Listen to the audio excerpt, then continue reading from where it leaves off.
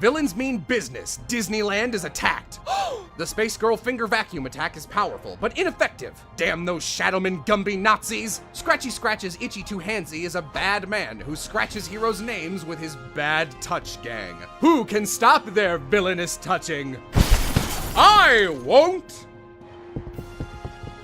Hello everyone, if you don't know who I am, well then you can call me Ari, and as always I am joined by my good friend Emma.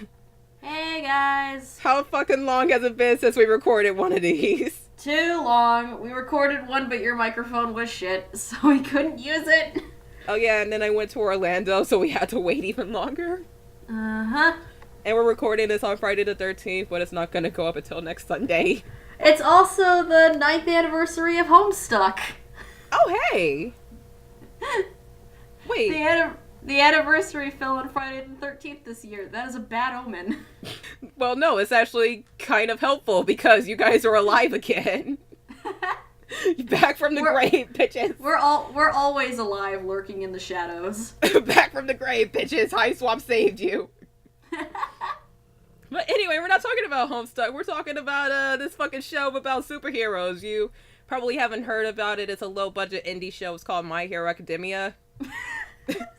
It's some fucking show about a fucking kid in a superpowered world, but he doesn't have these superpowers, and he's like, oh, how can I be a hero? And then he meets the greatest hero of all time, All Might, who is like fucking swole as shit with all the best powers. And he's the most powerful America, man.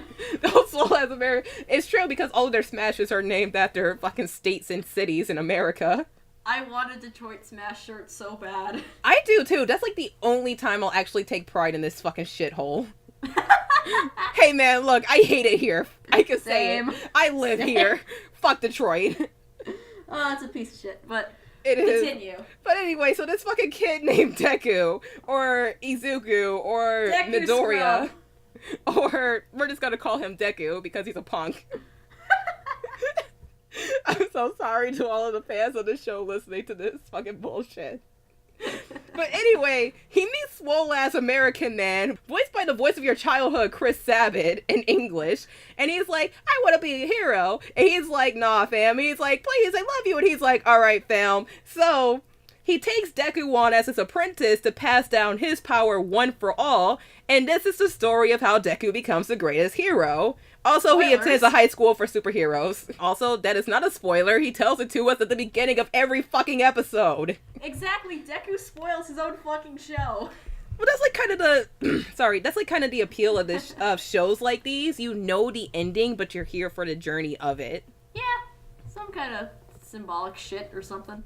Yeah, so Deku goes to this high school where they train superheroes in training, and he's in the advanced course, class 1A, the hero course, with his friends, Fasty Fast Boy, Gravity Girl, and Trash. Sparky Boom Man. Sparky Boom Man. Also, there's this one really perverted kid who's fucking ass, and I hate him. And there's also Invisible Best Girl. Invisible Girl is... There's Gravity Best Girl, Frog Best Girl, Alien Best Girl, Big Boob Best Girl, Earphone Best Girl, Earphone Best Girl, and Invisible Best Girl. All of them are best girls. Fuck you, fight me. Dude, everybody knows that they're all best girls. There's also this one kid who's really perverted and has great balls on his head, and I hate him. Fuck Mineta. Fuck him. God, Mineta's the worst. But don't actually fuck him. He doesn't deserve it. May the balls on your head be a reminder of your cursed virginity. So anyway, you want to start off with like your feelings on this show so we can stop being fucking stupid and have everybody hate us? What are we saying? Everybody already hates us. Yeah.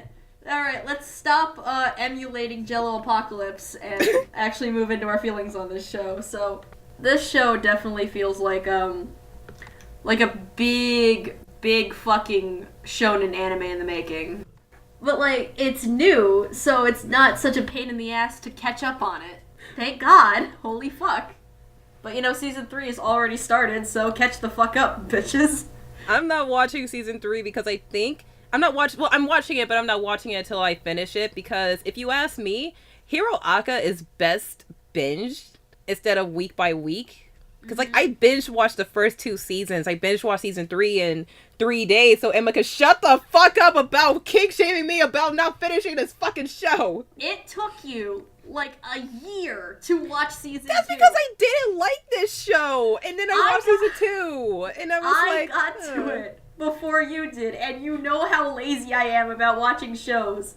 You only had to bitch at me for, like, a month to watch Devilman Crybaby. I didn't bitch at you for a month. I bitched at you for like 3 days, and I told you that there was a gay butt fuck at the beginning of episode 6, and you were like, "All right, I'll watch it this weekend." And then all of a sudden, I had watched 10 episodes in one day. And then we were all left feeling sad. Oh God. But anyway, you're right about this being a whole big shonen in the making, because this has already kind of been declared as the beginning of the next generation of the big 3 anime. Well, I mean, one of the big 3s is always going to be One Piece, because that hasn't ended but like yet. that doesn't count. It's like past generation. This is like new generation. Mm-hmm. So it's like this, like Dragon Ball Super and Boruto's dad. No, Boruto. It's just Boruto. But yeah, this show is definitely a lot slower paced. It clearly like intends to have like 10 seasons. Oh yeah, no, totally. Because it's been 2 seasons, like 30 plus episodes, and we're only to like the end of their first semester. Yeah, no, totally. Well, that's kind of like I love shonen. I love shonen manga, but the problem with shonen and the manga over at Shonen Jump is that they are purposely designed to go on forever. And with Hero Aka, I love what they're doing with the anime because it looks like Japan finally learned, hey, if you want to make a quality product to a long-running shonen, you take your fucking time. And you don't do it at like a fucking snail-crawling pace like goddamn Black Clover. Fuck Black Clover. Oh my god. And you don't try to do it all at once with little to no breaks like One Piece. And you just like gotta pace yourself. Not like, hey, we're gonna wait 4 years to animate season 2 of Attack on Titan pacing. But you really gotta kind of pace yourself and plan this out and think about how you're going to put all of this into motion. And that's another reason why I'm so glad that it's Studio Bones animating this. Because Toei, One Piece anime, I like it. I watch it. But fuck you guys for how lazy you are and how many errors and inconsistencies there are because you don't want to pace yourself and you're just like, hey, we gotta put this all into motion. When the manga of One Piece is drawn, the characters are just moving for a purpose to move, and that should look good into animation, but it makes my eyes hurt. With Studio Bones, there were scenes in here that you're not even sure were drawn by human hands. Mm-hmm, definitely. Because, holy shit, Bones. You are good shit. You are quality. And I love you very much. It's true. Like, you know, you can honestly, like, kind of look at a show and go, oh, that's totally a Bones anime, even when the shows have a very different art style. But it's just the way they animate these kinds of things, like whether it's fight scenes or emotions or cute girls playing instruments, it looks like a Bone show because it feels like a Bone show. And nobody else could animate My Hero to the quality that it is than Studio Bones, if you ask me. Like, I don't even think Madhouse could have done it this well. And yeah, sure, you could say, oh, but One Punch Man did what it did on a normal budget because it had young, talented, passionate animators. Studio Bones, they must have taken a page out of fucking Unlimited Budget Works or something. I don't know how the fuck they pulled this off. But then again, Hero Aka is like a big money machine, so blah. Exactly. But no, it has the pace of a shonen anime, but it's not, like, worried about not having a scene. Shut the fuck up, you little asshole. Leave your cat alone! He's ruining everything. Hey, look, if my dog can get away with snoring in the background, your cat can get away with being a cat. He's loud as shit. My dog is loud as shit. I can't even hear her. I have a pit bull. She's just tired, because we went on a walk. Yeah, she's tired. My cat's just being an asshole. Anyway, get back to what you were saying. I'm leaving that in the fucking podcast. Fuck you. But no, like, it has, like, it knows that it has time to flesh everything out properly, and it actually feels like it'll have a conclusion. That's really what I wanted to get at before I kept getting interrupted. But no, you're right. Like, Bones is clearly not worried about, hey, how are we going to make the second season, because the second season is confirmed as soon as season 3 starts. Like, we already know we're getting a season 4. We already know we're getting the obligatory filler movie that I'm not going to watch, so don't ask. You know, you're right about the anime being kind of slow-paced without feeling slow, because the end of season 2 was the end of the first semester, and from my understanding, in the manga, I think the kids are on their 3rd year because Deku is like 16 now. Is that right? I don't fucking know. I think that's right. Fandom Wiki, please help me. He is 16. 15 because there was a time skip. 16 from Hero License Exam arc. So very clearly the anime is going to be taking its time, and it's going to have a long ways to go, and we're going to get a lot of this stuff, but you don't have to worry about getting more. And Bones is clearly turning a lot of his time and attention to this, because I still haven't gotten my announcement for a 3rd season of Noragami, you fucks. But I don't mind, because I actually like this show now. It took me a season, but I like it now. There's a massive difference between season 1 and season 2. Like, season 1, like, seemed like a beta test of what this show could be. It does. But, like, with me, season 1, I thought, like, okay, this show is okay, it's alright, but it's no, say, Mob Psycho 100, which came out the following season, right after Hero Aka ended, had the same premise about a superpowered boy in a kind of superpowered world, kind of.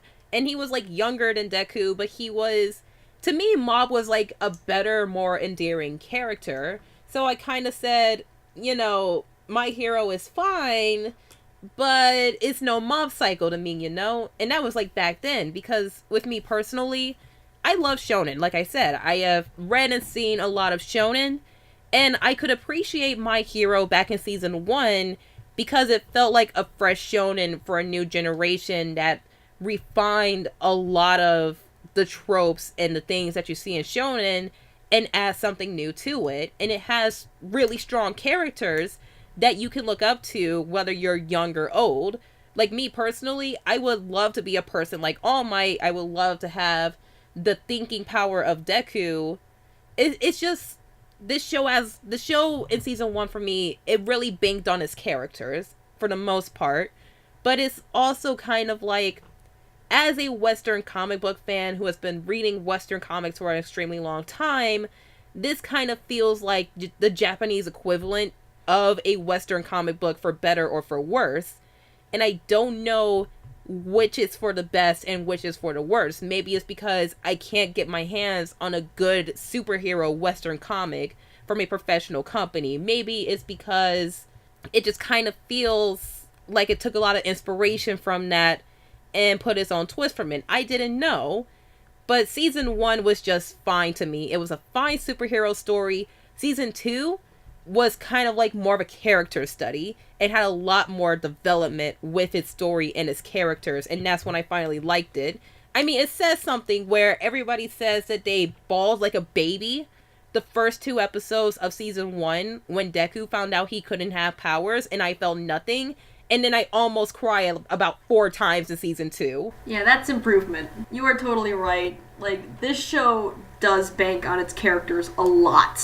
And it's got a lot of fucking characters, which is why I want to talk about the character designs real quick. There's pretty much 2 different ways that you can set up characters in a high school environment, or any kind of school environment. You can have all of the relevant characters just be there, and everything else just be like a faceless, nameless background character. With normal hair. Or you can make the main characters be there, but then make the rest of the classroom be there as well, just kind of slightly underdeveloped. That's what I was thinking, because the author put so much thought into the design and the world building of this world that it truly feels alive. You see people here that are like normal people in this world, but they have personalities and traits that make them stand out. Like background characters, sure, a lot of them look like normal people, but there's also normal people with like one freaking horn on the side of their head that's a TV announcer. Yeah, that's freaking great. But, like, specifically with 1A, I originally thought, when I realized how many characters were in this show, that it was going to be, like, an Angel Beats problem. Oh, no. Where you have, like, 20 characters introduced in one episode, and you remember 5 by the end of the series. But what they did with the character designs with this is all of the main characters look normal. Like, they have, like, certain aspects and, like, a color scheme that fits them, but they look relatively normal. And then the characters that kind of sit in the back of the class that don't get that much screen time, they look fucking crazy. But it's, like, another thing that contributes to the environment and make it feel more alive and living and breathing. And, you know, since we're on the topic of character designs, one thing I want you to notice is, out of all the characters, like the male characters that have the spotlight, Deku is the only one with the roundest eyes, something that is saved for the female characters, while every other male character in this show, their eyes are very sharp. Mm-hmm. And Deku has, like, the biggest, roundest, softest, friendliest eyes. And I think that's so cute. I think that's so cute. Yeah, but I just like that doing this makes me actually remember these characters, because, like, of course you get the main characters, you get a lot of time with them. Then you move into the, like, side characters like Frog Best Girl and Shithead Great Boy. Fuck him. Fuck Mineta. You get, like, the weirder hair and the weirder faces. And then you move into the characters that, like, have 2 lines max, and you don't even know if they're fucking human. It looks so weird. But you still remember that. Like, the memorable character designs are saved for the characters that don't have a lot of time. So it makes it feel like they're all kind of on equal ground. That and the author, he really spends a lot of time trying to develop these characters. Like, I remember seeing on Twitter that he apologized for not spending enough time with, what's her name? The pink girl, Pinky. Ashino? Yeah, Ashino. He apologized for not developing Ashino enough because he said, I know that she's a very popular character and I have plans for her, but I'm afraid that I couldn't find the time to really delve into her. And he apologized for the fans to that. And that just shows you how much the man cares about these kids and these characters. Even Bakugo, he got top spot in the entrance exams. He's an asshole, but he's powerful enough to be a decent hero. What the fuck even is Mineta? I don't know. Bakugo, there was actually a Japanese poll to figure out the most popular My Hero characters, and Bakugo was number 1. Fuck him. Bakugo is trash. Fuck this trash dirty boy. Look, guys, we know you like Bakugo. Bakugo may be fine, but Bakugo is trash. Fuck Bakugo. He's such a little asshole. He doesn't learn anything. He just hits and abuses and is just mean to people just for being mean. He has so much pride and such a big ego. And every time he gets knocked down on his ass, it doesn't go down. And he had his own episode called Kaseki Bakugo Origins, which, by the way, I was so pissed off watching that episode. And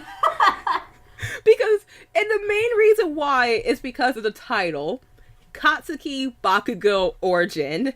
Now, I want you guys to think about the episode Todoroki Shoto Origin and how that episode was Shoto coming to terms with his past and his mother, like, finally remembering his mother and accepting his left side when Deku yells out, "It's your quirk, not his," because his father is an asshole and Endymion he's just the worst fucking character. Fuck Endeavor right up the ass. Wait, I called him Endymion. What the fuck is that? Sailor Moon? What the fuck is this? Sailor Moon? You called him Endymion. What the fuck are you doing? Well, we're talking about Sailor Moon now. Sorry, guys. But no, Endeavor is the worst character in this show. Like, I think that he's worse than the villains. personality-wise. I don't care if he's a fucking hero. He is a garbage scumbag human being. And in that episode, in that season, like, Shoto is clearly hurting. He's picking a fight with Deku because he goes, I'm going to beat you because you are like All Might, because that's what his dad wants to do. But in that season, he doesn't want to be like his dad. It's clear that he doesn't want to be like his dad. He fucking hates his dad. He always tells his dad to piss off and call him a bastard. And he accepts his left side. He beats Deku because Deku wasn't strong enough and he didn't know how to control One for All very well, like he did later in the season. And at the very end of the episode, where he remembers his mom, where he accepts his past, where he accepts his quirk, the title of the episode comes up, and it says Shoto Todoroki Origin. And you realize this isn't the origin story of this really cool character who is in a lot of pain. This is the origin story of when Todoroki started down his path as a hero. Not when he was accepted into UA, not after all of his father's abuse, but when he accepted himself. Just having the title of that episode at the very end of the episode, after that acceptance, after winning that fight, it has so much effect and power. And then we get the Kasuki Bakugo origin, and it's just like, what the fuck did Bakugo do? What the fuck did he learn? Is he gonna put this to good use? Fuck no, because he's Bakugo and Bakugo is trash. That is all. Listen, we all know that you want Bakugo to ram your ass, but we have so many other better boys that we could choose from in this show. Yes, like my son, Ida, who is a very, very good boy, and I love him, and if you talk shit about him, I will hunt you down and I will fight you. Or the sweet peppermint boy that went through so much abuse and still came out on top. He has a terrible sense of humor. I love him. Guys, every time somebody's around me, they always end up hurting my hand. Do I have a hand curse or something? I love you, Todoroki. You're a sweet boy. Todoroki, you are perfect. Okay, but no, Ida is my son, and I love him, and I've always loved him. Ida was, like, the best part about season 1. Absolutely. Oh god, thank you so much, Tatum. You made episode 8 so fucking memorable in season 1. But no, season 2, holy shit. Okay, to me personally, season 2 has a lot of intense moments. But if you ask me, just like the nail-biting, most excruciating, most painful, most oh my fucking god, please stop now, I can't handle this heart attack moment, was when he found out that his brother was paralyzed from the waist down, and he had to retire, and you're just thinking, what the fuck is he gonna do when he meets Stain? And he meets Stain, and then everything happens. Fuck Stain. Right up the ass. Fuck Stain. Stain is the fucking worst, and I hate him. And then it's like, he finally accepts his brother's name, and he's just paralyzed, and he's like, I'm not a good hero, but I'm going to be the best hero. And I'm just like, you go, boy. You go. You're my child. I love you. My precious son. You wear that name. You are Virginia. No, the characters are either sweet child that you want to protect, or fuck them right up the ass. Like Uraka, who is a very good and sweet girl that just wants to help her family, because what's wrong with getting a job just because it pays well? Or Yayorozu, who's defined by her brains and not her massive melon titties. Eden has pretty bad anxiety and lost all of her confidence after being beaten by Tokoyami. And Tokoyami is also a very good boy. Tokoyami is a sweet emo bird boy. He's voiced by Josh Greeley. Exactly. Another reason to love Josh Greeley, people. Not only are his Twitch streams awesome, he voices all the best boys. All the best boys. And he's also the harem king. No, seriously, he's voiced so many freaking harem characters, it's ridiculous. I know. Oh yeah, and we have the rock boy and the metal boy, the super manly man boys. They are so good together. Kirishima and Tetsu, I love them so much. I know. It's like as soon as you see them, they're like, what the hell, man? You have my quirk? We're practically the same. And then later they become good friends. And I'm like, you two are good boys. I like you boys. Good boys. Good boys. And then, of course, there is the best girl, the S-class tier girl, the bestest of all best girls, The one with the frog quirk, Sue. Sue is best girl. Sue is adorable. I will love Sue. I will protect Sue. You want to know why? Because Sue is the bestest of all best girls. And she's so sweet. She does this. She is so sweet and smart and doesn't take shit at all. The strongest thing about her is that she is like so emotionally stable that she's able to calm other people down. And oh my god, in the episode where we saw her internship and the spotted seal captain, he was trying to be all moe, and everybody else was like, oh my fucking god, you're hopeless. And she was like, you're adorable. And I'm like, no, you're adorable, sweetie. You're a good girl. Yeah, that whole episode was great because we had big old moe seal boy, best frog girl, and that fucking Vaporeon. I thought I was the only one who was calling her Vaporeon. It's so obvious. You would think by that costume, her quirk would be something else other than, hey guys, I can hear well. You would think. I thought you had like a cool sea power, not ultra good hearing. Can you become a hero by that quirk? I'm sorry, but I have so many questions. But there's also like so many other really good characters in here. Like even a guy like Dinky, I thought that he was really enjoyable. Dinky's even awesome. if he is like mostly comic relief whenever he goes brain dead. Well, and also he's not a fucking pervert. And he actually has a hero code. And doesn't want to become a hero just so he can talk to cute girls. Isn't that right, Minetta? I'm not gonna stop. I'm not gonna stop. Fuck Minetta. And like the show really makes it a point. It really drives home that this is the strongest class in UA, even if these kids are just first years.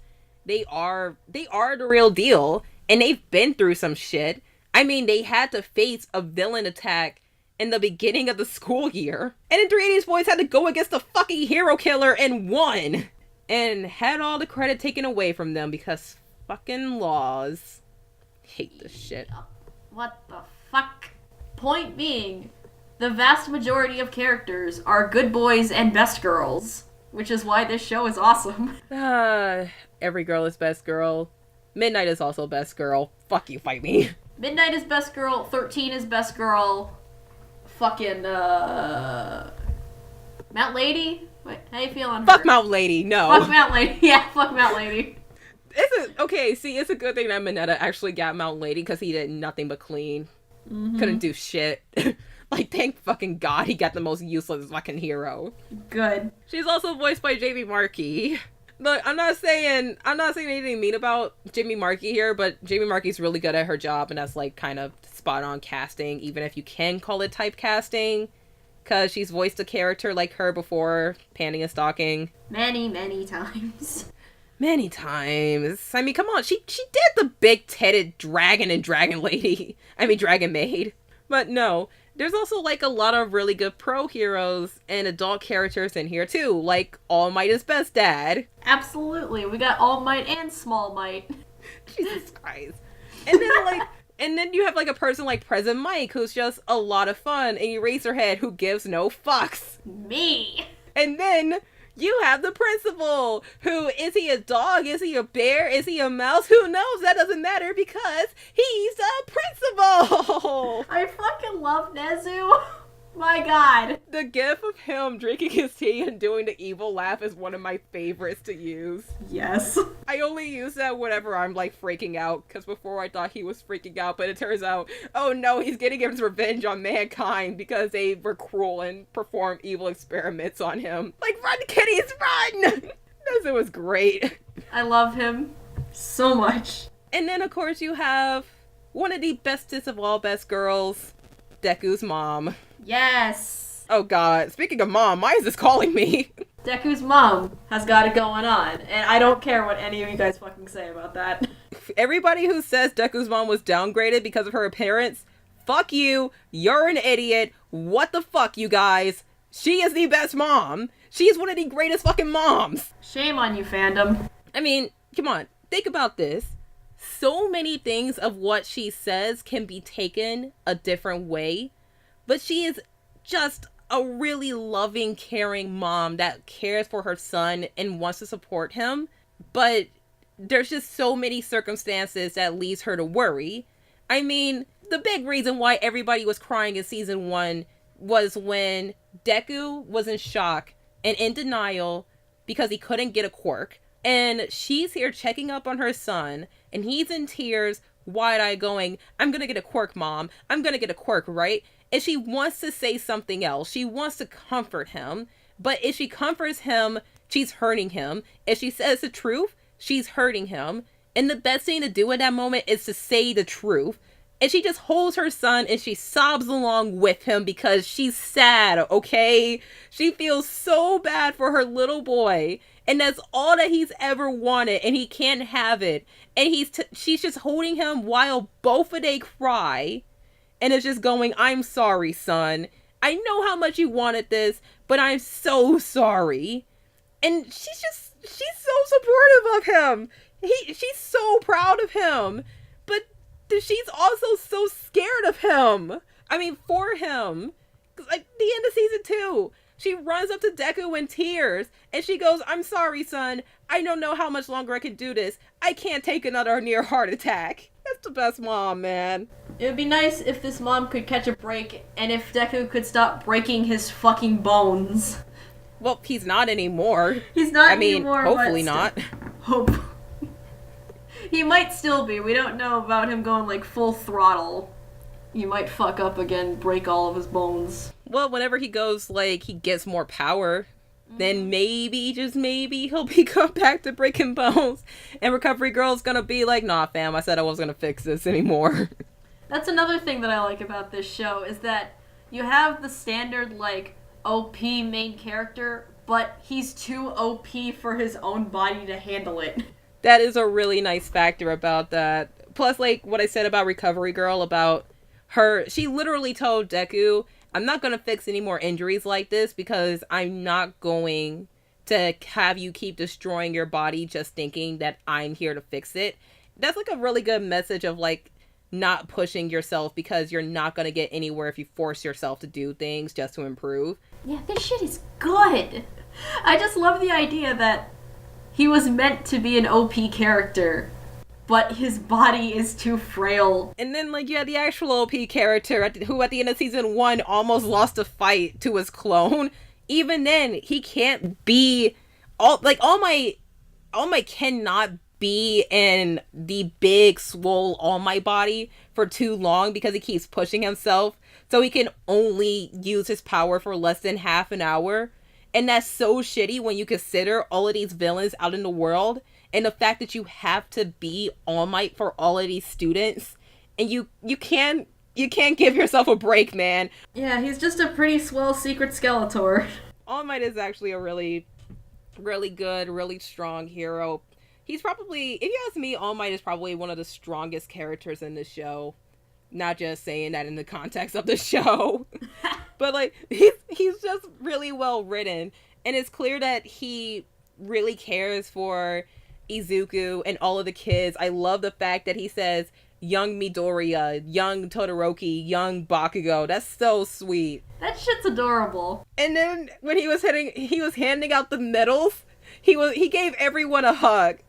That's like such a dad hug. I'm just like, Dad Might is best. It's great that, you know, he is kind of damaged and he is kind of inexperienced. I mean, God, his former teacher was talking shit about him. But it's also kind of scary, the fact that he's kind of entrusting Deku to face one of the biggest, baddest villains. And Deku goes, I'll do great with you by my side. And All Might is conflicted to tell him the truth or not, because when Deku faces All for One, he knows that he's not going to be there with him at that moment.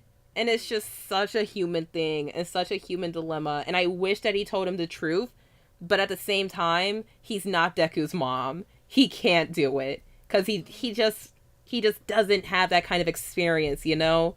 Even pro heroes aren't that strong. And when he inevitably dies, I will internally combust. Sobbing harder than when Kuro Sensei got killed. Stop it! Look, they are both really good teachers, okay? I was just rewatching it last week. Stop. I'm sorry. My voice is cracking more than Morty Smith. Well, you wanna talk about some voice actors then? Please, my God, do not bring that up. Okay, let's start off with some villains. So first we have Tomura, voiced by Eric freaking Bell of all people. And then the greatest, biggest asshole of all time, Stain, voiced by Robert McCollum. Fuck Stain. Oh wait, no. While we're here, Endeavor, voiced by Patrick Stites. Alright, there we have our villains. Yeah, fuck him. Right now. Fuck all three of them. All of them. Get them the Especially fuck fucking Tomura. God, I can't stand Tomura. Fuck you, Shigaraki. God, it's just like, here's the thing about Tomura. I really like the fact that he has such a childlike attitude. He is so little maturity, and he has no idea what the fuck, because he thinks everything is about him.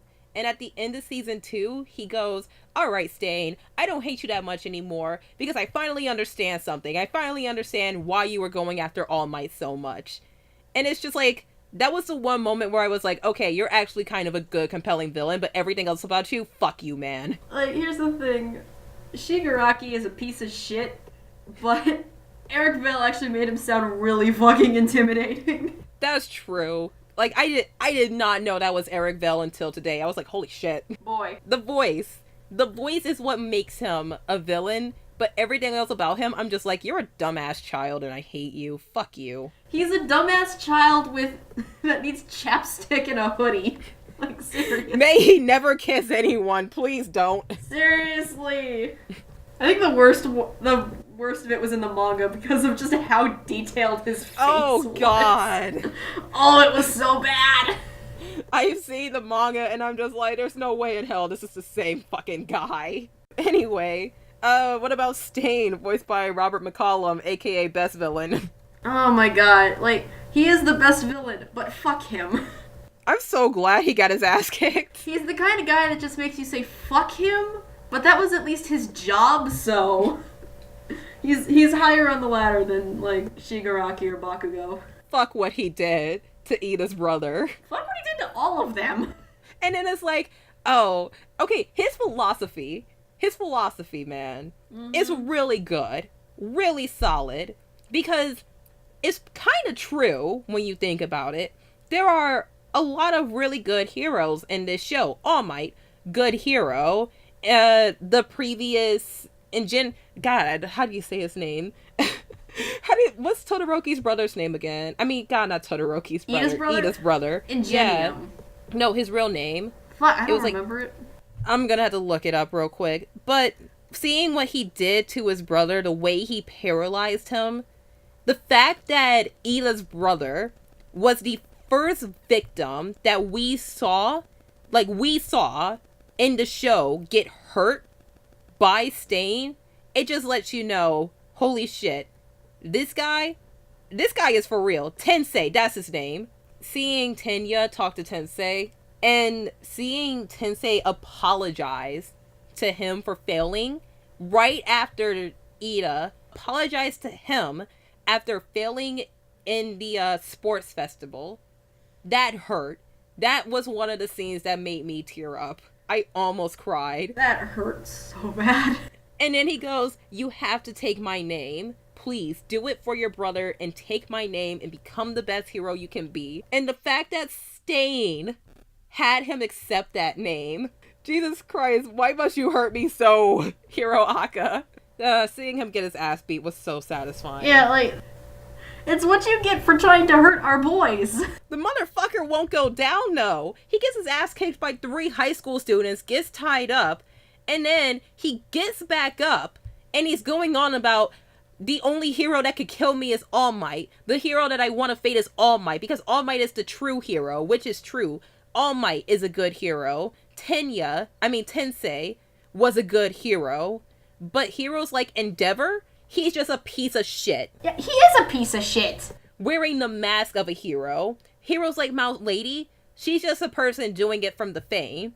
So in a way, Stain's philosophy isn't wrong, because you have good heroes that uphold the name of justice and what it means to be a hero, and then you have pieces of shit like Endeavor and Mount Lady and Mineta who are just like, well, Mount Lady and Mineta are like, I'm just a hero for the money. Endeavor is just a piece of shit who just throws his money in order to make Todoroki because he's the perfect child and throw his mother into a mental hospital and fuck Endeavor.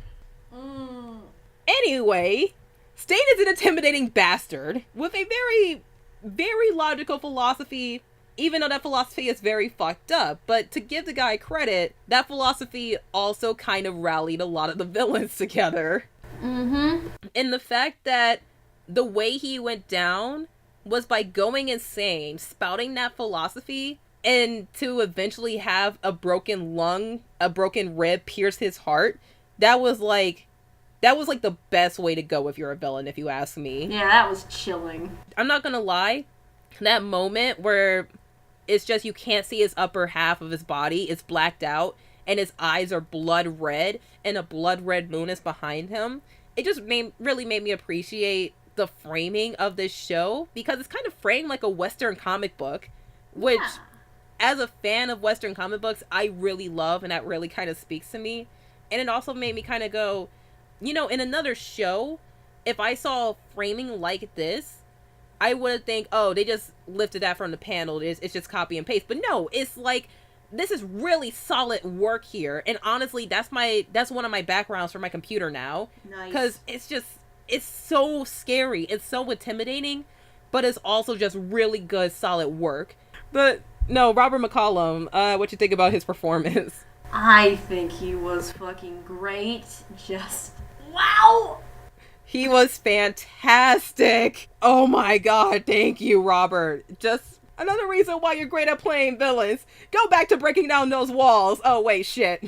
Yeah, no, Robert McCollum was fantastic. That is the perfect voice for Stain. He's such a bastard. Mm-hmm. I just love that, like, he went out pretty much rallying all the other villains to get their shit together.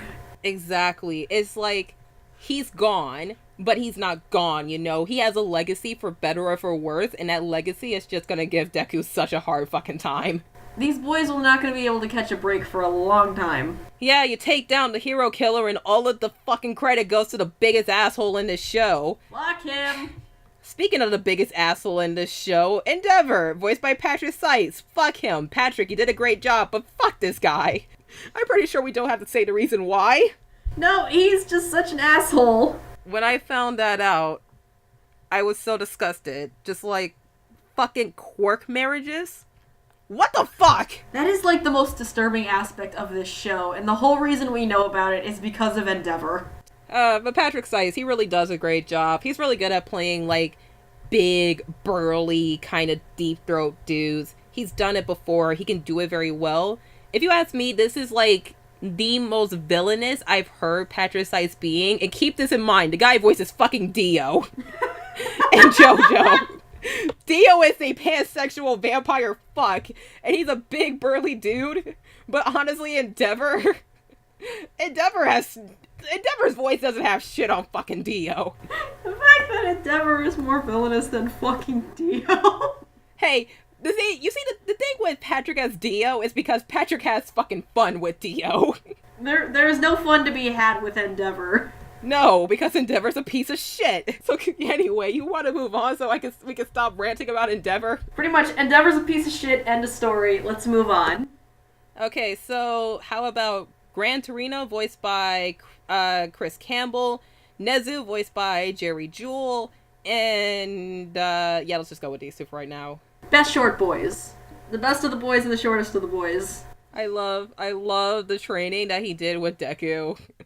It was just like, I'm gonna kick your ass by bouncing around these walls and breaking my fucking microwave. And the fact that he only became a pro hero just because he wanted to use his quirk without limits, that was so badass. Mm-hmm. Plus, he's All Might's teacher, and All Might is scared as shit of him. I love that All Might is scared of him. That's just so funny to me. Charles's performance, sorry. Did I call him Chris earlier? I don't think you did. Okay, sorry. Charles's performance. He sounds like an old man. A badass old man. Not to mention, Gran Torino he pulls a Yoda on Deku, because for those of you who don't understand, if you're not a Star Wars fan, when Yoda was being trained by Luke, he acted as kind of a savage animal and not a wise young, very wise old man. And that's kind of what Gran Torino did. He did this so well that to this day I have no idea if he actually has amnesia or not. He's probably fine. Like, I don't, like, he plays that shit so well. Like, I don't know if he actually has dementia or if he's just that fucking good. He's probably fine. He's not dead. But he's also probably fine. He's the best character that has ever been introduced, probably dead on the floor. That is true. It was just like, oh, I just tripped, and that was just like sausage and ketchup. That was fucking awesome. Charles does a really good job. Like, he sounds like a believable dumbass old man, and he sounds like a believable badass old man. Nezu, adorable. Jerry Jewell, adorable. Enough said. What else do you want us to say? Anyway, you want to move on to the next pair? Yeah. Okay, Eraserhead, voiced by Alex Organ in season 1, replaced by Chris Waycamp in season 2. I don't know why the replacement happened. I wish I looked it up beforehand, but there was probably a good reason behind it. And next is Present Mike, voiced by Sonny Strait in season 1 and Dave Trosco in season 2. Now, I actually know the reason why Sonny was replaced by Dave for the second season, and that's because unfortunately, Sonny had some medical issues that prevented him from playing very loud, bombastic characters like Present Mike. So for a while, he had to play much more soft-spoken roles, and they had to replace him with Dave for the second season, and probably from here on out. That does suck, but you know what? All 4 of them have done a great job. Yeah, like Sonny has gotten better in the past year and a half that he's kind of had to kind of restrain himself, but he was a great Present Mike in the first season, and Dave really picks up the mantle. You can tell that there's a difference in voice, but not a difference in acting and attitude. It's the same quality, same performance, and that's because Present Mike is a loud, very, very, very, very, very loud person, and also kind of an asshole. But he's a fun asshole. He's a fun asshole that you would love to be around, unlike like half the other characters that we've told to go fuck themselves. The part where he was fighting against Earphone Jack and the kid who can control animals, that was a pretty fun episode where he was just screaming, "Hey kids, come on and play, I'm getting bored," and he was taken down by a bunch of bugs. Plus, Present Mike also kind of acts as the announcer for the show. Which is awesome. That is a really cool idea. And, you know, both voice actors do it very well. Yeah, and while Present Mike is a fun, overzealous asshole, Aizawa is a just deadpan, could give no fucks asshole. Now, Emma, I want you to answer me this question. Which one do you think gets the less amount of sleep? Here's the thing, it's Present Mike doesn't get sleep because he doesn't want to sleep. Aizawa doesn't get sleep because of Present Mike. I actually saw a post on Twitter. It was a reposting of a Tumblr post. It said, which one do you think gets the less amount of sleep? Someone said, the guy with the bags under his eyes is clearly well slept. He's just tired of this shit. The guy with the blonde hair has given up on sleep and he's gone insane because of it. But, okay, Aizawa's another kind of fun guy. He's not like an asshole. He's just no fucks given. Like, I've been doing this hero shit for a while. I might as well be a fucking teacher. Why the hell not? You do not know how many Aizawa cosplayers I've seen where they're just, like, bundled up in the sleeping bag. I love the fact that he just falls asleep in the middle of the day. He's like, oh, there's nothing going on right now. I'm just gonna catch some Z's. In the middle? No, it's not even like they walk in and he fell asleep during his break. No, like, he goes to sleep during class. It makes sense because his quirk is he can erase people's quirks, but their quirk comes back when he blinks. So he kind of has to stay constantly awake. We've all seen variations of this kind of power where you can, like, look at someone and, like, either freeze them or do something about it. But we never saw the after effects of him constantly being tired and having dry eyes. That's kind of another thing I love about the show. No one is more OP than everyone else. I mean, these kids are powerful, but they're inexperienced, and even the pros, they're powerful, but they have experience, but their powers have drawbacks. Same thing to go with the villains. That's like really good world building and really good thinking right there. But, oh my god! He's voiced by Junichi Sawabe in the Japanese. Are you serious? Yeah, and you want to know which English voice actor gets most of the Junichi Sawabe roles? Lay it on me. Ian Sinclair. Really? Yeah, imagine Ian Sinclair voicing Eraserhead. That would be fun. That would be I'm not fun. gonna lie. But no, what are your thoughts on the English voice actors? The actual English voice actors. I do love them a lot. I feel so bad for Sunny. Really, I do.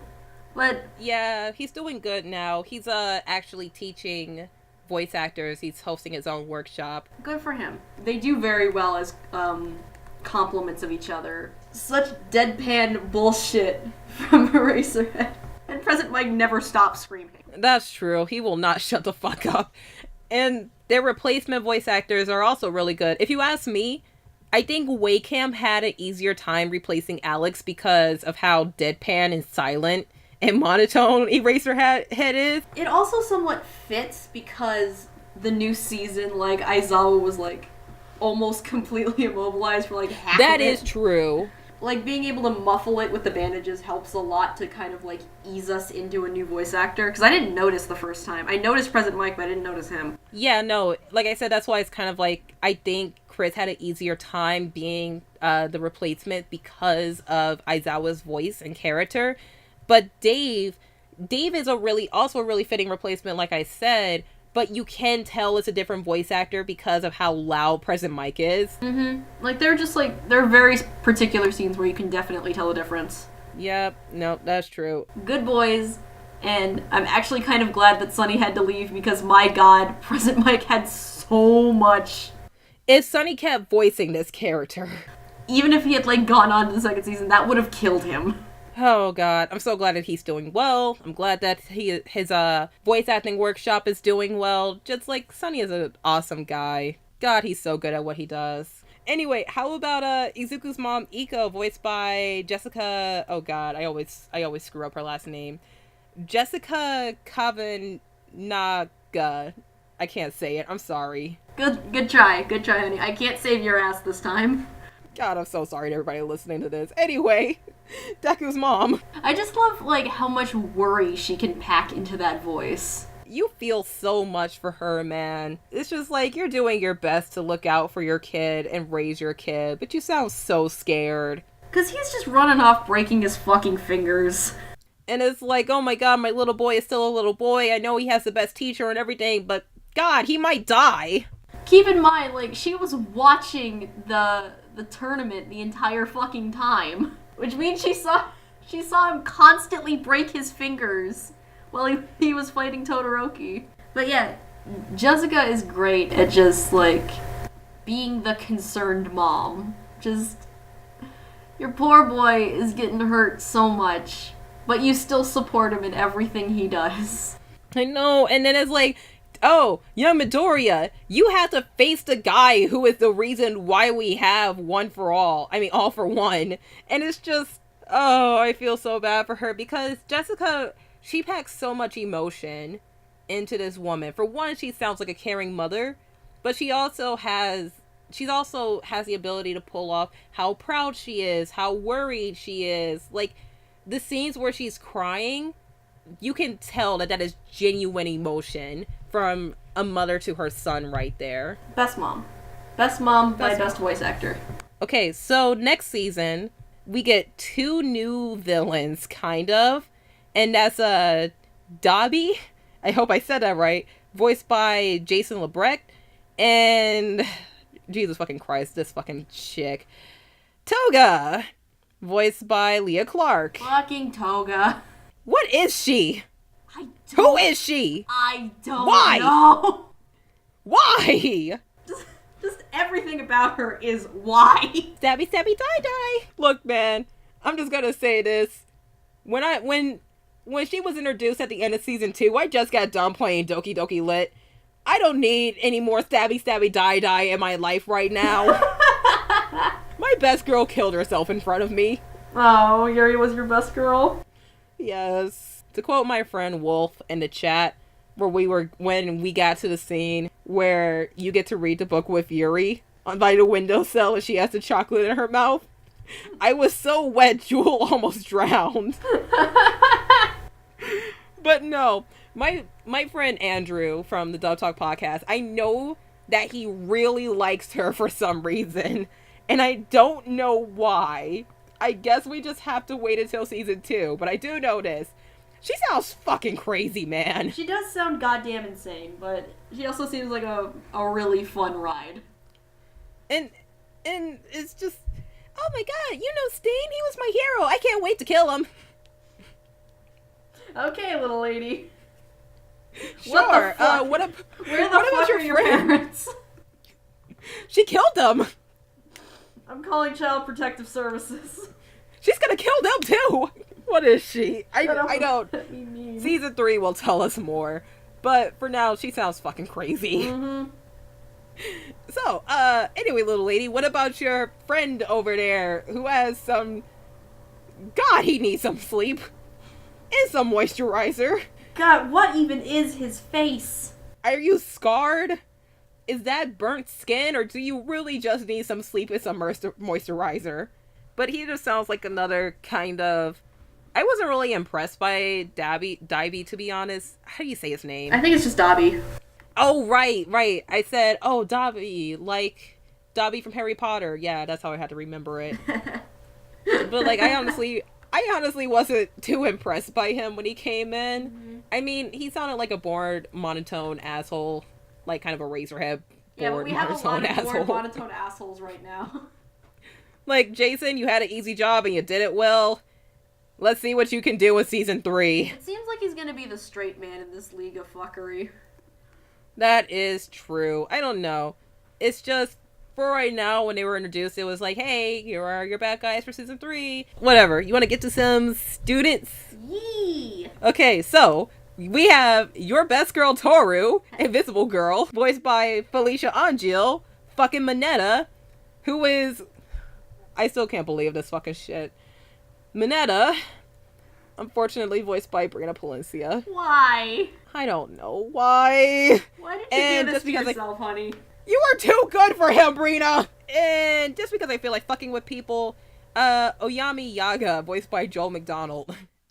Recently, Joel McDonald, I believe that he has left Funimation to be a dad. Good for him, holy shit. Because I forgot his reasons why. It happened quite a while ago. So don't quote me on this, but he became a father, and he has probably moved and retired from Funimation. So best of luck to him. We're gonna miss you. Hopefully he will be back to voice this character, but if he's replaced, that is completely understandable. Mm-hmm. So, which one do you want to talk about first? Well, I want to talk about my best girl, because holy shit, it's best girl. She is adorable, and I love her. She's adorable, even though we literally don't know what she looks like. Another guy I know, Spaceman Hardy, who's also on the Dove Talk podcast, he had a really great headcanon where Toru asks Eraserhead to erase her power, and everybody in the class sees her, and she's actually the prettiest girl in class. Hell yeah. That is such a cool headcanon. Somebody please draw that. Somebody draw that as a comic, oh my god. Please? Thank you. Please? That Yes. won't work. Thank you. But anyway, she's adorable, and we love her, and just... God, everything about her is so cute. She just wants to be noticed so she can get into a good agency. Like, honey. Kind of hard being noticed when you're invisible, but we still love you so very much because you're so cute. We love you so much, and I'm glad that Ojiro supports you so much.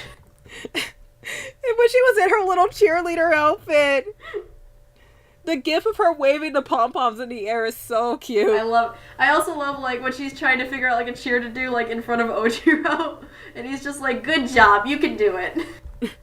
You are a very good cheerleader. Arby's, you know how Arby's does the whole references things with their tweets? Yeah. They made a tweet of Toru saying, can't wait to not see more of my favorite character. God damn it, Arby's. Fucking Arby's! Like, I think the reason why everybody likes her so much is because of how sweet and positive she is. And how she just kind of works with her circumstances. I mean, being invisible, really cool and useful power. Like, look at The Incredibles. Violet can do it, so can you. But no, she's just a really sweet, kind, pure, positive girl who is adorable, and Felicia Angiel voices her to a T, and I love her. I still love the headcanon of how she actually got in to the school. How did she get in? The thing from Jello Apocalypse, like, well, Miss Hagakure, I'm sorry, but you didn't destroy any robots. You can't prove that I wasn't destroying robots. Shit, you right? That's right. Oh my god, I have to rewatch that episode because now I can actually understand it. You have to rewatch both of Jello's Hero Aka videos. They're brilliant. Anyway, next character. How about, just because I don't feel like talking about him, Yuga. Oyami Yuga. Yeah, let's talk about Yuga. How did he get in? It is proven that he has some of the worst grades. It is proven that he is a weirdo that nobody likes and he has no friends. Why is he fake French? Why is he here? What the fuck is with his eyes and his mouth and his everything? I love that Mina does not put up with his shit. That is true. And it's like, his power is navel laser, and every time he does it, he just thrusts his hips forward. It's just like, dude, what are you doing? Why are you fucking the air? It's the pelvic thrust beam. Jason, you do a great job. But man, what the fuck is this character? It's the magical pelvic thrust beam. It's cool. And he can also shoot lasers from his feet whenever he's in his suit. Anyway, so your thoughts? Well, I think French is actually a really good choice because he's just so fucking creepy. It's true. I mean, if Friends from Italia has taught us anything, you can get out of debt by forcing another country to marry you. Well, you ready to move on to the worst character? Fuck him. Just right now, fuck him. Why? Brina Valencia! Valencia, how dare you, first of all, sink to this level. I love you so much. You don't deserve this. That being said, much like JJ, she knocks it out of the park at being the most obnoxious piece of shit. I know. That's why it's so wrong. I mean, she's done an obnoxious piece of shit before. But CL was a badass obnoxious piece of shit. Minetta's just a fucker. Just doesn't deserve shit. You don't deserve Brina Palencia, you fucking purple bald hair piece of shit. It's the lisp that does it for me to make him, like, just an annoying prepubescent asshole. And, like, we've heard Brina voice little boys before, but never to this degree, you know? Yeah, like, some of her other male roles, it's like, yeah, you can tell, but it's okay, it's passable. This one, like, it works really well. It's so good. Why does it have to be this good? Why did it have to be for Minetta? She does the voice so well. She pulls it off so well. She's a fucking asshole, and she does it so well. She sounds like a boy of his height and age, and it's so good. And it just makes me hate this character even more. I really just hope that she's not actually putting forth that much effort to do this voice. What are you saying? She's Brina Palencia. Of course she is. Yeah, but I want it to be half-assed. Just like everything else about him. That's true. But again, she's Brina Palencia. She's one of the best voice actresses at Funimation, and I love her. I love her so much. I have a dumbass gay crush on her, but why the fuck does she have to be in this show voicing the worst fucking character? Can we move on, please? Yes. Good girls. Very good girls. Let's look at some good girls. Okay, Ashino, voiced by Caitlin Glass, and oh god. Alright, I'm gonna need help. Jiro, voiced by Trina Nishimura. Good job. Thank you. So, Mina, best girl, alien girl. What am I saying? They're all best girls. Jiro, best girl, punk as fuck, can step on my face. Please, God! Oh god, we can't say that anymore, we're 18. What? We can't say that we need an adult? Shit! We are adults. Damn it! Fuck, I hate being old! This sucks, man. This sucks. Which one you want to talk about first? Let's talk about Sweet Pink Girl. Very sweet girl. God, she's so cute. But she can also kick your fucking ass. I love how they say that she cannot control her powers very well, but she's learning. Also, the fact that she kind of feels like a fish out of water, but she's very confident and owns it. Like, you're pink, just like me. Oh my god, let's be friends. Just like, very good. Very sweet. She's trying her best. Kick the shit out of Aoyama. You know, I love when she's taking her, her final against Nezumi, and they're like, oh yeah, let's kill some robots. This will be easy. She's a character that I don't see very often in school environments. Like, the one girl that is just so much fun and hangs out with all, like, the doofy fun guys. She's one of the most likable, it seems like she would be one of the most likable girls in the class. And, like, everybody can get along with her because there's just, like, she doesn't have a problem with anyone. Yeah, she's got no gripes with anybody. She is really doing her best to be a hero and control her power. I mean, sure, the written exams, not so much her strong suit. But hey, she can melt things with acid. That's all the girl wants to do. Let her melt things with acid. Let Ashido melt things to 2K18. So, Caitlin Glass, what do you think? She just brings so much energy to this role, man. I can't help but smile when she's on screen.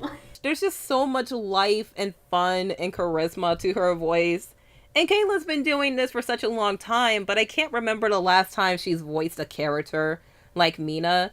Like, honestly, I would say never, but I probably just haven't seen the show where she's voiced a character like Mina. Yeah, but she definitely seems, like, in her element with this. Fun, fucking fluffy girl, and I love her so much. Dude, I love the first ending theme to season 2 because it features all of the best girls when Mina's just on the ground dead. That was like, oh my god, you're so mean, man. While we're talking about best girls, we might as well mention the ending, the season 2 first ED. That's just nothing but appreciation for our 6 best girls. It is the definition of purity. Not to mention that the song is really good. It is really good. Fuck, I need to, like, get it on my phone. Speaking of the other best girl, Juro, voiced by Trina Nishimura. I love how little she tried with her costume. Like, just a cool outfit. Like, not even like a superhero outfit, just a cool outfit. Have you noticed her hair? The granites in her hair actually forms a wavelength. Yeah, I saw that. I just love how, like, fast she is with her quips towards Kaminari. Like, that's my favorite part about her. That's true. She is not giving him a break. She is savage with Kaminari. Trina's performance is great. Like, just someone who's chill, gives no fucks, and will just say whatever's on her mind. Very true. And it's also, like, not her first time voicing this more mature, older female character. Like, young female character with a very mature attitude. She has voiced Mikasa Ackerman in Attack on Titan, aka best girl who deserves a goddamn break. Please, Hajime, please. You know they're not gonna give it to you. I'll save it for season 6. I really love and enjoy her performance. It fits well. She just gives no fucks. Okay, you ready to go on to the next voice? Yeah. Okay, just because I feel like fucking around. Hitoshi, aka why is this kid not in fucking 1A where he can control people with his mind? Fucking Shinzo. Also, aka, hey guys, if they really bump people down from the hero class and bump people from the other classes up, why the fuck is Minetta's ass still here? Replace it with this kid. Replace him with Shinzo or, what was her name? Ibarra? Wait, The Ibarra fucking cute-ass Vine girl. The other best girl. Yeah, her. Or Tetsu. God, she is cute. Tetsu does deserve in a hero class. Well, they're all in, fucking B, but still. Okay, anyway, Shinso. God, I always trip over that shit. It's hard. Voiced by Gerard Green. He is just so good. My god. It's just so... Honestly, it kind of reminds me of the voice of the villains.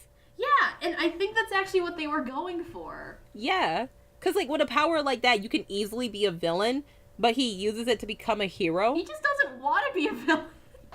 Like, leave him alone, you guys. But to be honest, when you kind of think about it, so many of the kids in here can easily become villains. I mean, with the way Todoroki was talking in season 1, it is like, dude, you could so become a villain with that power because of the way you carry yourself and talk. But thankfully, Todoroki is a very good boy who wants to become a hero. He's a very sweet boy who just wants to say fuck you to his dad. But we'll get to Todoroki soon. Anyway, this fucking kid who can control fucking minds. Yeah, like, here's the thing. With Shinso's position and his motivation, they could have easily made him like a one-off villain to Deku. But they didn't. He's just a guy who wants to be a hero, but his powers aren't that flashy.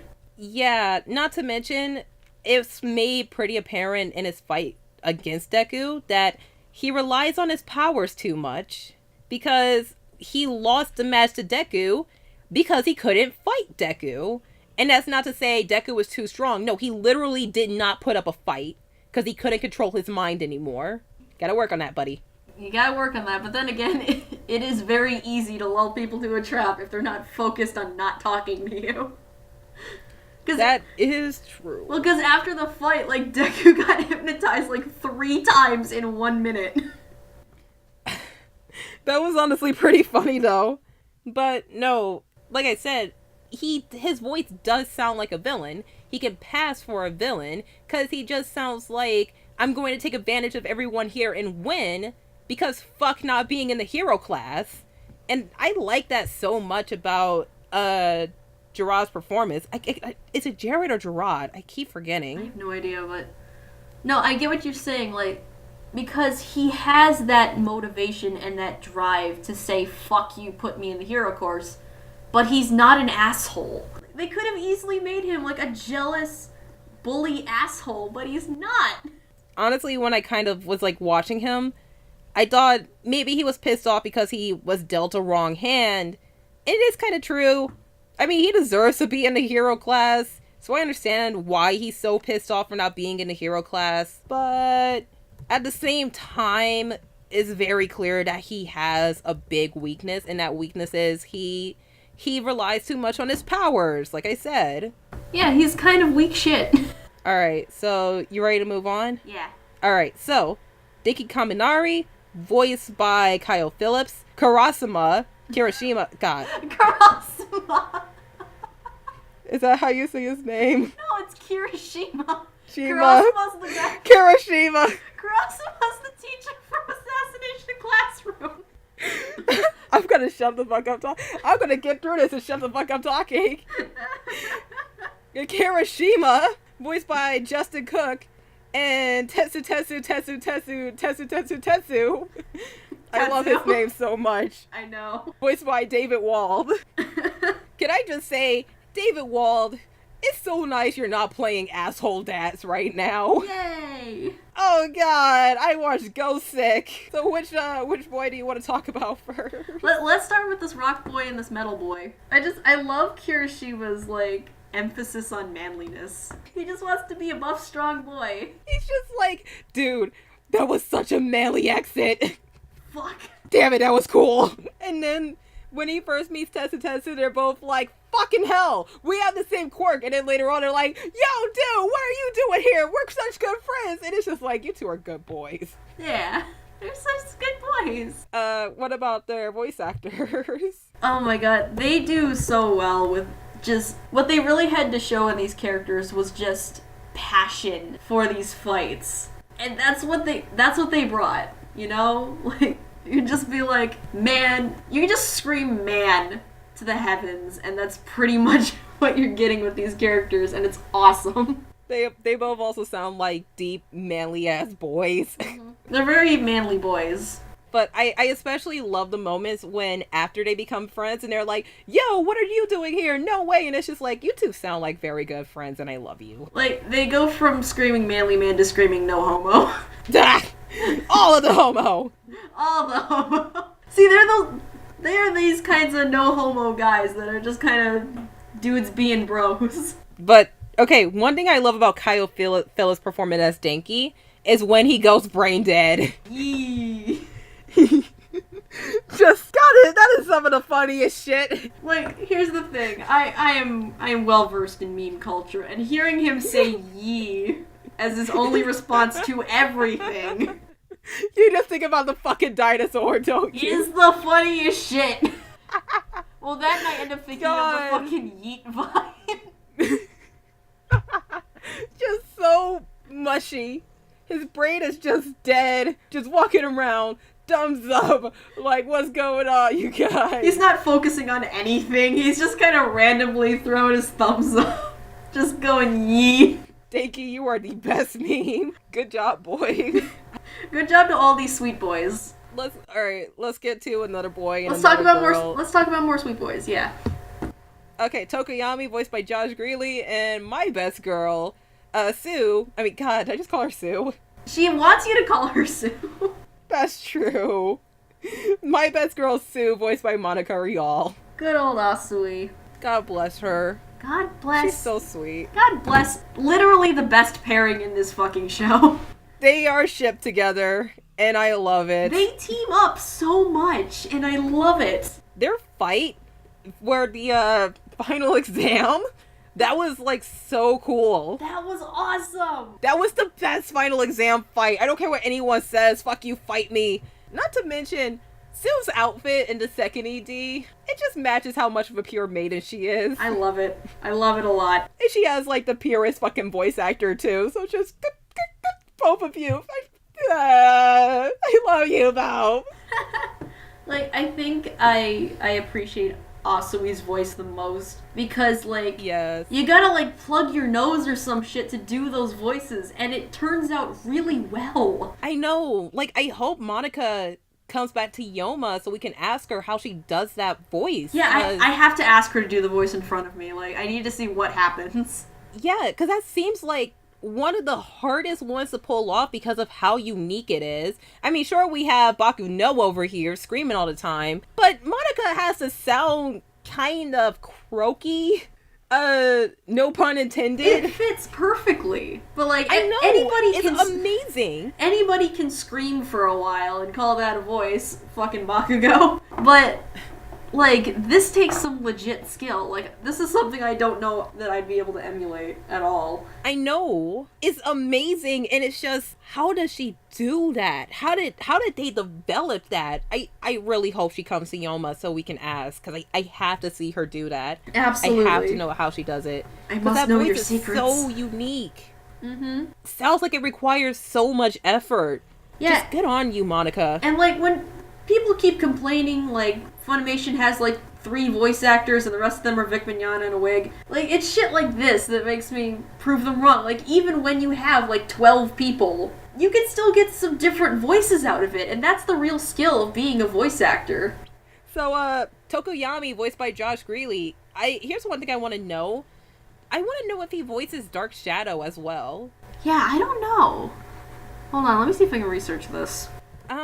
Yeah, try, because I wouldn't be surprised if he does, because a lot of times voice actors, they also have to voice kind of the monster or something, whatever you want to call it, that they also voice. Like, for example, recently Bungo Stray Dogs finally got dubbed, thank God, and Max Middleman, who voices the main character, he also voices the were-tiger form of him, but I wouldn't be surprised if Josh had to voice Dark Shadow.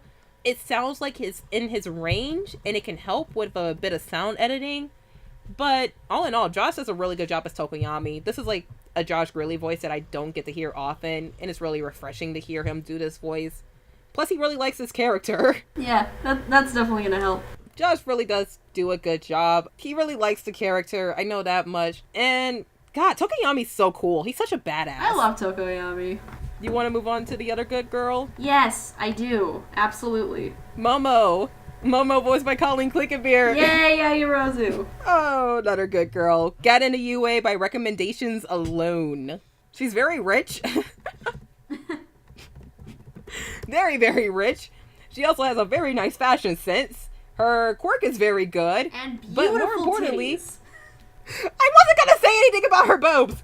But they're so good. You know what? Like, They are. just platonic. But she's Just platonically so. That's a nice pair of boobs without ogling a 15-year-old. It's nice boobs. Well, she's 16 now. Yeah, tomato. God, Colleen did such a great job voicing her because it's clear that she has a great amount of confidence. And that confidence was kind of taken away from her after fighting Tokoyami. We must admit, Tokoyami is awesome. You can't beat that sometimes. It's true. It's very true. But it's also very clear that Momo's biggest weakness is she's bad at making decisions at the heat of the moment. And that kind of what makes her lose her confidence and gives her that insane amount of anxiety when she was taking her final exam with Todoroki. Poor girl. But you know what? She's getting better. Yeah, I mean, she's learning, and she's learning a lot, and she's a really good leader. She does have a good head on her shoulders, but Eraserhead said it himself.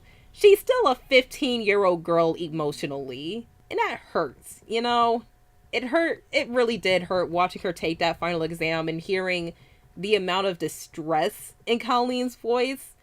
But after it, she did gain some confidence back, and she just has to work a lot harder in order to be able to make those fast, quick decisions. Colleen did really well at showing how Yaoyorozu was just so collected and smart and could really pick up on, like, the faults of her classmates, but then just have that slowly break down into an absolute mess when she's in the heat of the moment in both the tournament and the finals. Well, Colleen is a really great voice actress. She has done roles like this before. She has tons of experience. And hearing her do this voice, it's very much in her range. It's very much something that she's done before. But she plays this role, and she plays this role very, very, very, very, very well.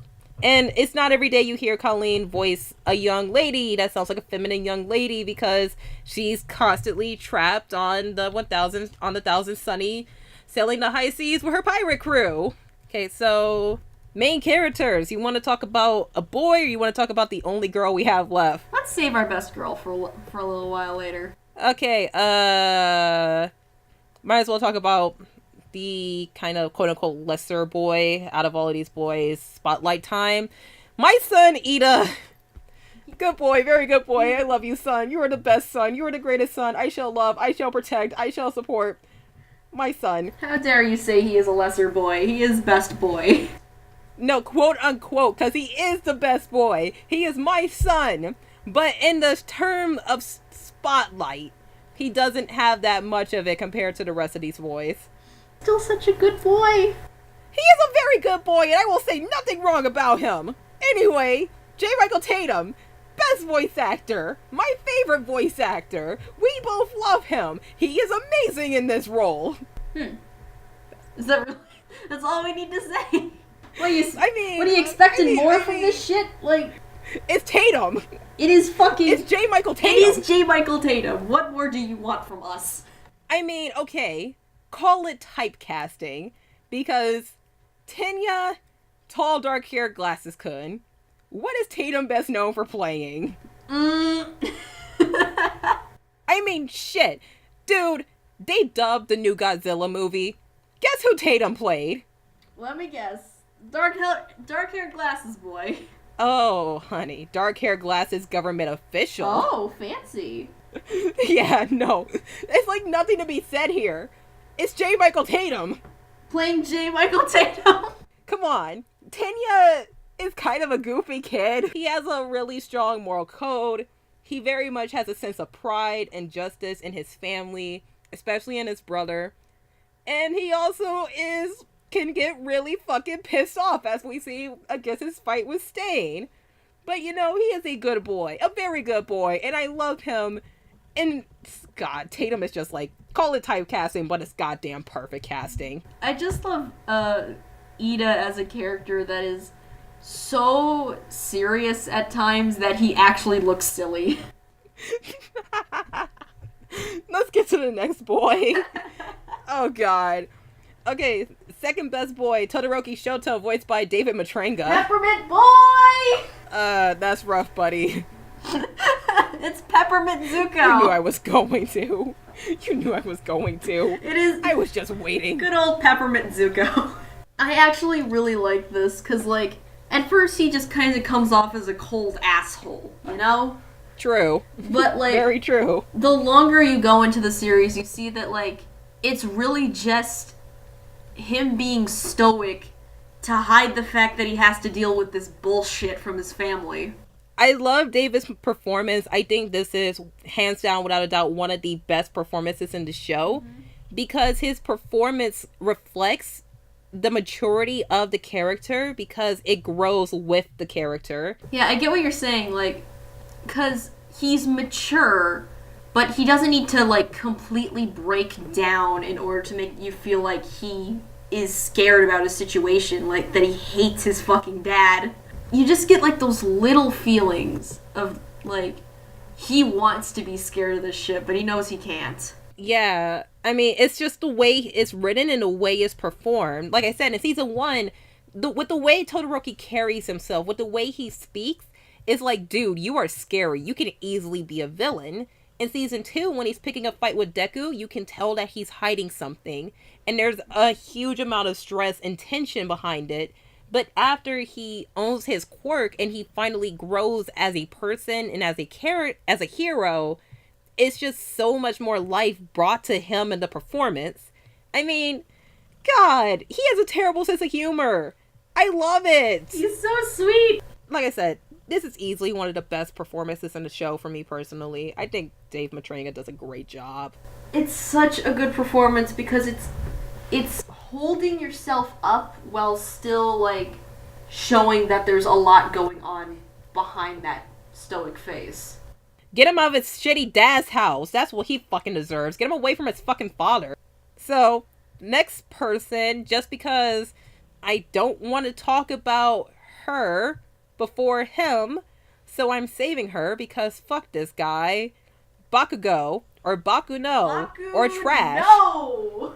Bakuno, also known as Trash, voiced by Cliff Chapin. Dirty, angry trash boy. Cliff, how the fuck do you maintain your vocal cords? Yeah, like, how do you do this? How does he not lost his voice yet? I don't know. I mean, Bakugo has no fucking chill, man. Zero chill to be had with this explosive boy. He's a giant fucking troll. He's such a little asshole. And a little punk ass bitch too at times. He screams so much. He has no chill.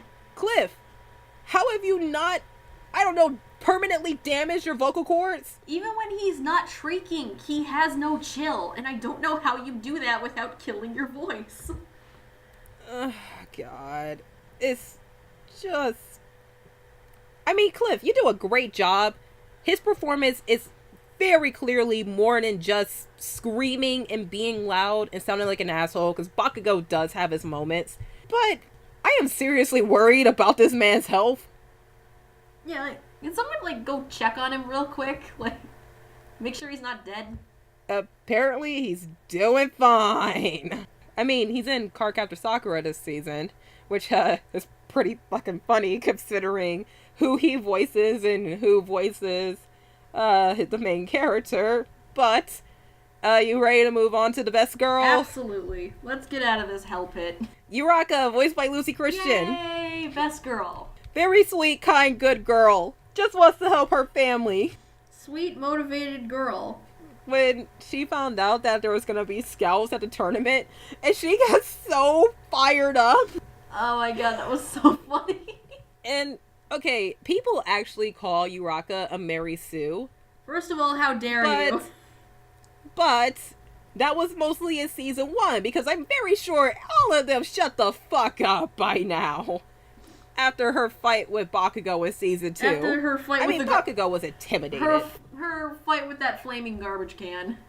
I mean, Bakugo was intimidated. He was pretty sure he couldn't beat her at times. And she tried her hardest. She apologized to her father so many times when she failed, just because she wants to help her family, because they own a construction company and they're not doing very well. And she was a kid saying, "Daddy, I'm gonna help you by using my power," and her dad was like, "Don't worry, honey, we'll be fine. We'll be happy as long as you follow your dream." And then she was in the infirmary and she called her dad and she was like, "Hi, Daddy," and he was like, "I'm so proud of you," and she cried and I cried.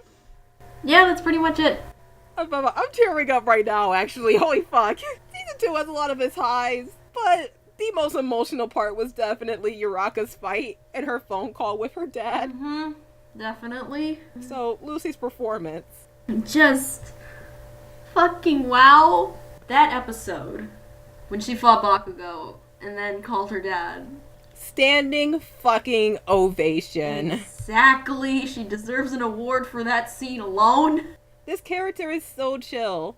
She's so laid back. She's so nice. She's so friendly. And then you have this episode, and she has so much fight and energy and drive and emotion, and then you get to the scene where she starts crying and it's just like, baby girl, please, you did so good. Look up and be proud of yourself. Oh god, my daughter. Oh, Lucy Christian, you did a good job. You do deserve an award. She deserves all the awards for that episode. She deserves the world. God, Lucy Christian's such an amazing voice actor. Mm-hmm. I wish Oran would come back so much. I need more Honey Senpai in my life. We all do. I need so much more Honey Senpai. So, let's just hurry up and get through this. All Might, voiced by, hello, yes, it is me, the voice of your childhood, Chris Sabat. Hey. Dad Might, Dad Might, Dad Might, Dad Might. Why does he play the best dads in anime? Why was he the erotic Swedish guy in Yuri on Ice? I don't Sunny Straight? No, Sonny, why? Sonny, please. I love you. I care about you. Put down the fucking booze. Why was he the guy that fucking jizzed on the ice rink? I actually hear that they kind of toned down his performance in the Blu-rays. Aw, damn it. Come on. I know. Come on. I gotta watch the Blu-rays. It's on Funimation's website. You can watch the uncut version, but I'm just like, no, I want the Blu-ray so I can watch it on the Blu-ray. Mm-hmm. Because Blu-ray. Okay, so anyway, Dad Might. Dad Might is best dad. End of story. Holy fuck. Just in case anyone missed it, in the English dub of the show, the scriptwriter, I think it was either Bonnie or Colleen, who wrote in a Full Metal Alchemist reference. Because in the first episode or the second episode, when Deku meets All Might and he gets his autograph, he is bowing down to him going, "This is amazing, thank you. This will be passed down to my family for generations." And for any of you who know your English dubs and your English dubs voice actors and have seen Full Metal Alchemist, Chris Sabat was also the voice of Best Boy Armstrong. I am so glad I was not an idiot for hearing that voice every goddamn time. It does sound like Armstrong whenever he gets like swole All Might. But honestly, I think Chris's performance is best when he's being Dad Might. Mm-hmm. I definitely like him. I like him as Skeletor. I honestly do applaud Chris more with his performance when he's being Deku's mentor over being, the protector of the world. Because honestly, it just feels more honest and real and genuine when All Might is in his true form and not the hero of justice. But even then, Chris plays this role with such pride and just so much genuine charisma that is totally believable. Yeah, absolutely. Like, first of all, you have to give him props for like his hero voice and his normal voice being so different, and him bringing so much energy when he's swole like that. I mean, they're voices we've heard before in different characters, and you can clearly tell this is Chris Sabat, the voice of your childhood, but it's just the way he plays this character, the way he portrays it. He is All Might. This is the embodiment of All Might. And can I just say, at the Crunchyroll Anime Awards, seeing him accept a fucking industry award for all of his work, that was some of the coolest shit. That was sweet. Oh my god. So, anything else to say about All Might? Just that both voices are just so good in their own right. I just love how, like, loud and proud he is as swole All Might. And then when he just says something normal, like when he's asking Midoriya to eat lunch with him. That's true. It was just Plus, so it's funny and cute. It's just so charming too at times, like the part where he shows that he genuinely does care about these kids. I already said it. I love when he says young Midoriya. It's just so sweet and so charming. Okay, final character, ready? Yeah, best boy. Izuku Midoriya, voiced by Justin Briner. Oh, Hurdy boy. Oh god. Hey. He's got it under control now. Give him a bit of credit. Okay, but did you ever see the special sodas that they made for the characters of Hiroaka? No. They had these for a little while, but there was one for Midoriya, Ochako, Bakugo, Ida, and Todoroki. And there was this one post that just said, okay, Deku's is bone hurdy juice. Ochako's is respect women juice. Ida's is just water. No! But like it was. What is Bakugo? Sparky boom boom in your throat? It's like, yeah, exactly. If anything, Ida is respect women, because at the tournament, he was just like, hello, young miss, I am not gonna hurt you, so instead I am going to push you out of the ring very, very quickly. That was great. That was really good. Okay, speaking of which, so, Justin Briner and Cliff Chapin, they both voiced childhood best friends, who, one of which kind of really hates him. They're also both in Cardcaptor Sakura this season. Guess who they voice? Oh my god, I don't even want to ask. Toya is voiced by Cliff Chapin. And guess who voices his boyfriend? I love you, Caitlin Glass! Oh my god! I love you so much! I love you so much, Caitlin Glass! God, that is just... Somebody actually pointed out Caitlin knows what's up, and they posted a screenshot of when Bakugo punched the wall next to Deku. And then Toya was just like leaning against the wall with Yukito. And it's just like... Oh my god. I can't wait to get to Clear Card. I can't wait to get to Clear Card so much. But we gotta get back to Justin. Let's talk about this sweet boy. Justin is a very talented voice actor. So anyway, what's your thoughts on Justin's performance? I want to know how he manages to cry so much and still That's make it seem true. realistic at times. That's so true. Because, oh my god, this boy, he had a quirk all along. It was crying. But no, I think with Justin, it's kind of the same thing with David, but on a more low-key level, and that's his performance grows as the character grows. Mm-hmm. Absolutely. Like, I felt as though in season 2, he started to kind of embody Izuku more. With Deku, like, he gets the most time on screen. He's the main character. So you see, like, every little bit of him grow. And his voice grows with it, honestly. Like, he goes from being this, like, fucking whimpery little child who just kind of, like, mumbles and cries all the time, to going to, like, being so much stronger, like when he's fighting Bakugo in the training exercise, and, like, you hear, like, the first time he actually, like, shouts out in defiance of Bakugo being a little shit. It shows, like, his voice evolves, like, the more he becomes used to having this power and actually being a hero.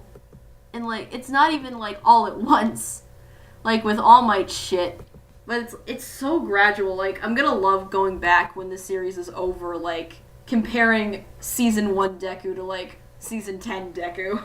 Yeah, honestly, I was gonna say that, like, one thing I'm really looking forward to with Justin's performance is when time goes on in the show, I want them to make his voice sound older, to show off that maturity and how much he's grown from a child to a very strong young man, and, you know, symbol of peace for the future. By the way, Child Deku, if you wanted to talk about her, was voiced by Laura Woodhall, because we do see Child Deku quite a bit in this show. Little baby Deku. All right, I found him. Who are we talking about? Are you done talking about Deku? Yeah, I'm pretty much done talking about Deku. I love the evolution of it. Yeah, okay, one character I wanted to talk about but completely forgot about was a character that we see kind of briefly in seasons 1 and 2, but from what his voice actor said on Twitter, I believe we're going to see more of him in season 3, and that's, God, I have such a hard time saying this guy's name, so forgive me. He's the detective character, Tasukachi. God, I can't say his name very well. Can you help me out here? Hold up, I gotta actually pull up what this fucking... He's a detective character, All Might's friend, who knows about his true form. I know who you're talking about, I just need to pull up the name so I can I'm just saying for the podcast. Yeah. But his voice actor is Alejandro Sav, also known as Kagi Films on YouTube and Twitch. Tsukayuchi or something? Yes, that's it. God, I have such a hard time remembering his name and saying his name. And also, shout out to Sansa because is. Holy shit, cat police. I know! I love him. The chief was a dog. He said wolf. I wanted to pet him and call him the best boy. Sansa has a little bell and it's adorable. I know, it's why are all of the government officials, why are all of the bosses cute animals? I can't stand it. I really can't. I mean, the principal's an animal, the chief of police is an animal, the captain of the boat is an animal. Precious. Yeah, pure precious. I love it. This character we see very briefly in seasons 1 and 2, and like I said, from what I understand, from what Alejandro said on Twitter, we're going to see more of him. I just wanted to briefly talk about him since he's going to be predominant in season 3. Right. Probably. That's a good way to end it off, you know? Because, he's investigating the case with the villains. Uh-oh. And he's been keeping All Might updated on it constantly since they're such good friends, and All Might is the best hero. So, I just want to kind of applaud Alejandro for his work here. Because if you ask me, Alejandro has a very memorable voice. He's been in a lot of roles, and in all of those roles, I can immediately tell where he is. Because he's previously voiced Uno and Nambaka, and oh god, he was in... As much as I don't want to acknowledge this show, the dub was phenomenal. My First Girlfriend is a Gal, where he played the main character. But no, he's a great comedic actor, but he's also a really awesome serious actor, like how he was playing one of the princes in the Royal Tuner. And I don't know what this character is going to do in season 3, but with Alejandro behind the mic and his skill and his charisma, I am really looking forward to seeing what he does with this character in season 3 and what the character does with this case in season 3. Yeah, me too. I'm definitely looking forward to seeing this guy, but given the position that his character is in as like kind of a lone wolf detective trying to crack the main bad guys, I'm scared for him. True. Because that character trope never goes well. Ever. I know. I'm thinking the same thing. And this guy seems like a good guy. You know? Yeah. A very good guy who's good at his job. And you look at that, and it's just like, All Might, please protect him. He's done nothing wrong. Please help him. Jesus Christ. So, season 3, please don't hurt him. Speaking of season 3, I just looked it up. 25 episodes. Yep, that'll be fun. Also known as it's gonna be a while until I watch season 3. Because look, in case you haven't noticed, all of the voice actors we talked about were English. Because we didn't watch the Japanese of this show. And I already said, I think this show is best to be binged. And Funimation did broadcast episode 1 same time the Japanese aired. Well, they actually didn't, though. Because... Wait, no, season... No, episode What? 1 for the dub got delayed because the Japanese company couldn't send it early. So... That happens. That happens That a lot. happens. So, episode 2 is getting released same day, and episode 1 is just kind of stuck in limbo right now. Episode 1 is on Funimation's site. I saw it, but, you know, I'm not surprised it got delayed. That happens. The same thing happened with Akiba's Trip. Because Funimation was trying to air episodes of that 30 minutes after the Japanese, and by episode 6 they were behind for a week because the Japanese didn't send over the material in time. Yeah, so for Hero Aka, they are doing same day, just the first episode got fucked up. I don't know if it's on the I don't know if it's on the site now, because this was a few days ago that I heard about this, so it might be. But it didn't air the same day. I'm looking on Funimation's app right now, but again, it happens. Please don't blame Funimation. They're doing their best, especially with a show this big. Well, it also wasn't even their fault. Yeah, true. But why the fuck was I logged out? How dare you, first of all? But no, I'm pretty sure the episode is up there. So, anyway, now that we talked about all the voice actors, you want to get to final thoughts so we can get out of here? Because we've been recording for like 2 hours. Almost 3. Yeah, we should finish this. So, with this show, I highly suggest you start it right now, because it's going to be long, and if you try to start it in like 2 years, it's going to be way too hard to get into. Sorry, episode 1 is up. Yeah. Oh, good. I might watch that later, I don't know. I am someone who, if the show exceeds 30 episodes, I'm hesitant to ever start it. Like, it took me a solid year to watch FMA, because that's like 50-something episodes. So I'm just suggesting, it's at like 36 right now, not including the new episodes from season 3. Start it now, just binge through it, see if you're up for it. All the characters are likable except for like 5 assholes. And it's gonna be a fun ride full of tears and heroics, you know? Yeah, I know what you're saying. You'll go from like saying fuck yeah to sobbing your eyes out to just being happy that you have this show in the span of like 5 minutes. So it'll be a roller coaster, but it'll be fun. So my final thoughts is, I was pretty loud and clear that I really didn't like this show at first, in the first season. Season 2 completely changed my mind on that, and honestly, where I thought season 1 was very mediocre, season 2 was the most fun I had watching an anime in a while. And trust me, I needed a fun anime to watch. I finished watching fucking Shiki, and I thought Shiki was shit. Fuck you, fight me. So, as someone who's very starved for a good superhero story in the Western world, in the webcomic world, Hero Aka finally given me what I wanted. Is that for better or worse? I don't know. Is it really fucking awesome that they're doing a crossover with the Avengers for Infinity War? Fuck yeah, it is. But I think Hero Aka is very well deserving of its position. Well, now I think that. But it is very well deserving of its position as the next generation of the big 3. It's a great show if you're older, if you're younger, with a lot of great and really strong characters. And you can tell that a lot of love and care and thought have been put into this show from both the original creator and the people over at Studio Bones. Is it going to go on forever? Probably. But does this story have a very clear end goal and it's going to meet it? Hell yeah. And if it goes on until like season 10, season 15, if we get 15 obligatory filler movies, that's fine. I'm just here for the journey because I love these characters and I want to see them become heroes. So it was really fun. It was fun talking about it. And Emma and I are going to be back talking about season 3 once that's over. Totally.